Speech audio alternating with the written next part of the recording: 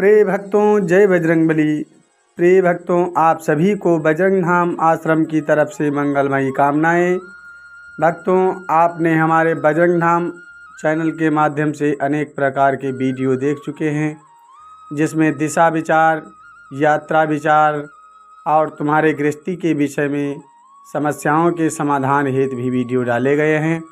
और हमारे चैनल के माध्यम से अनेक कथा में शंका के समाधान हेतु भी वीडियो अपलोड किए जाते गए हैं।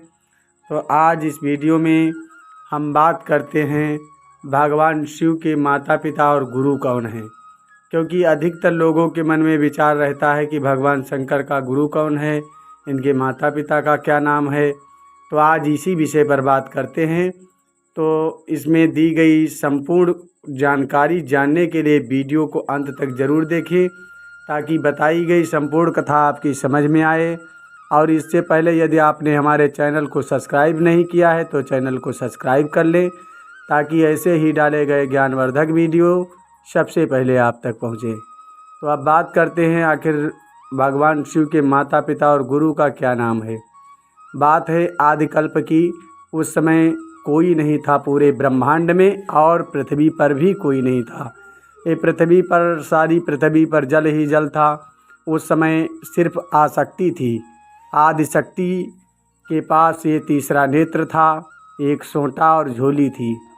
आदिशक्ति ने अपने माया के द्वारा मिट्टी के पुतले बनाए, और मिट्टी के पुतलों में झोली से भभूति निकाल कर डालती थी और सोंटा घुमाती थी, तो उसमें जीव आत्मा प्रविष्ट करती थी और एक मानव आकार का एक मनुष्य बनकर के तैयार हो जाता था। तो सबसे पहले ब्रह्मा जी को बनाया। ब्रह्मा जी को बनाने के बाद उनसे कहा कि अब आप हमारे साथ में भोग करें। तो ब्रह्मा जी ने साफ मना कर दिया कि हे माता, आपने हमें जन्म दिया है, आप हमारी जननी हैं, आप हमारी माता हैं, तो माता के साथ में ऐसा करना कदापि धर्म के विरुद्ध है। ब्रह्मा जी ने मना कर दिया। तो आदिशक्ति को क्रोध आया और अपने तीसरे नेत्र से ब्रह्मा जी को जलाकर भस्म कर दिया।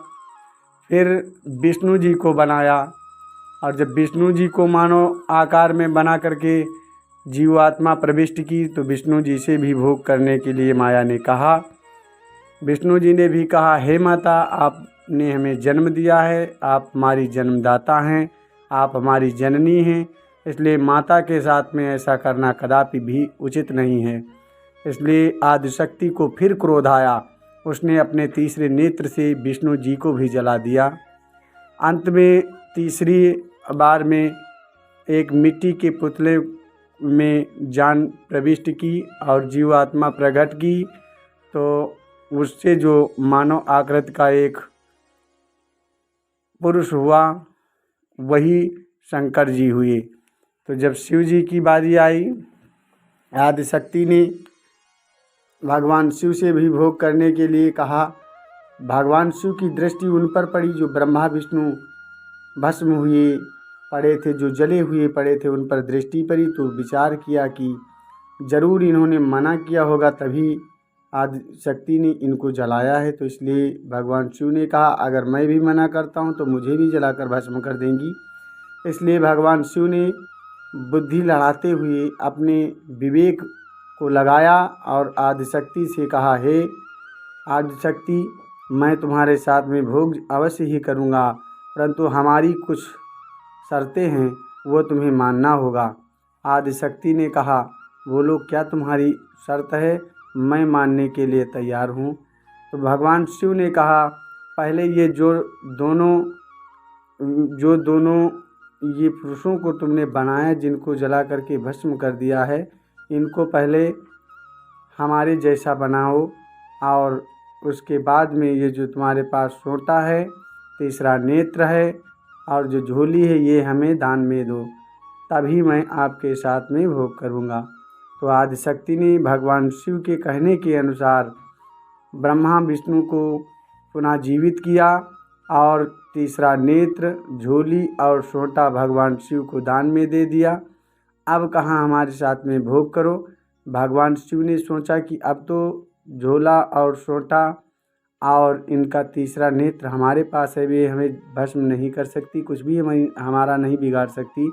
इसलिए भगवान शिव ने साफ मना कर दिया कि हे माता, आप हमारी जननी हैं, आप जन्मदाता हैं, इसलिए माता के साथ में करना ऐसा उचित नहीं है। इसलिए भगवान शिव ने साफ मना कर दिया। तो अब आदिशक्ति मुस्कुराई और भगवान शिव से बड़ा ही प्रसन्न हुई कि हे शिव, तुम बड़े ही बुद्धिमान हो, तुमने अपने विवेक का प्रयोग किया है। मैं सभी की परीक्षा करना चाहती थी, तो परीक्षा में तुम पास हुए।